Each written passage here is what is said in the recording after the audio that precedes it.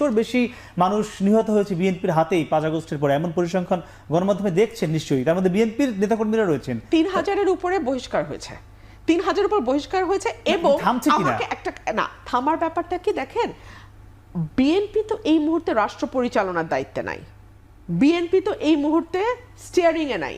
Steering এ কিন্তু একটা সরকার আছে।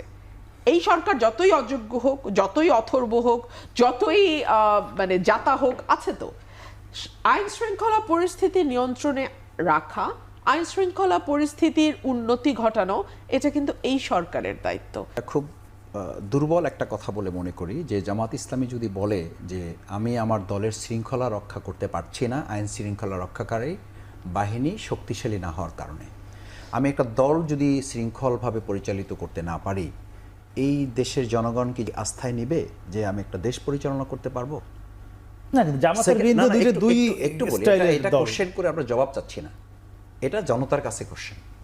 সেকেন্ড থিং হচ্ছে, দেখেন আজকে একটা অন্তর্বর্তীকালীন সরকার, নিরপেক্ষ একটা সরকার, সেই সরকারই যদি আজকে চাঁদাবাজ দমন করতে না পারে, সেই সরকার যদি সন্ত্রাসীকে ধরে নিয়ে এসে থানায় আসার আগে তাকে সারাই নেওয়ার জন্য আর একটা গ্রুপ এসে থানা ঘেরাও করে, আমাকে এটা বিশ্বাস করতে হবে যে একটা সরকারি রাজনৈতিক একটা সরকার আসার পরে আমাদের দেশের রাজনৈতিক কালচারে কি এত সংস্কার আমরা করে ফেলতে পেরেছি যে সেই সংস্কারের সরকারে চাঁদাবাজদের ধরে ধরে সব জেলে ঢুকানো হবে, সন্ত্রাসীদের ধরে ধরে সব জেলে ঢুকানো হবে, মানে দলীয় সরকারের সময়? এটা অসম্ভব যদি না রাজনৈতিক দলগুলো এই ব্যাপারে অত্যন্ত আন্তরিক না হয়। এবং এই অন্তর্বর্তীকালীন সরকার যদি এটা না পারে, আপনি আর্মির কথা বলছেন, আমি তো আর্মি, আমার এলাকায় আমি খোঁজ নিয়েছি, আর্মি পর্যন্ত একটা গ্রামের লোককে পৌঁছা it is not so easy. সে তো উপর পৌঁছতে পারে না, পৌঁছতে পারে। এবং তারা বলে থাকে যে আমরা সব ডিল করার জন্য আসি নাই, আমরা আসছি একদম স্পেসিফিক কেস ডিল করার জন্য। আপনার আগে থানার কাছে যান, আপনার আগে ইউনিয়নের কাছে যান, ইউনিয়নগুলোতে স্থবির হয়ে আছে। জামাত ইসলামী বারবার বলেছে স্থানীয় সরকারটা দেন, স্থানীয় সরকার নির্বাচনটা দেন, স্থানীয় সরকার কাজ দেন। আপনি মানে একটু জাস্ট একেবারে বিবেকের কাছে বলছি, আমি এগুলো কথা বলে কিন্তু বলছি। প্রশাসনে আমরা ঈদের সময় অলমোস্ট যাওয়ার চেষ্টা করেছি, তারাও আমাদেরকে ইনভাইট করেছে, চা খাওয়ার জন্য আমরা গিয়েছি। মানে তাদের অবস্থা হচ্ছে মানে এখন পারলে এখান থেকে ছেড়ে তারা চলে যাবেন। কেন?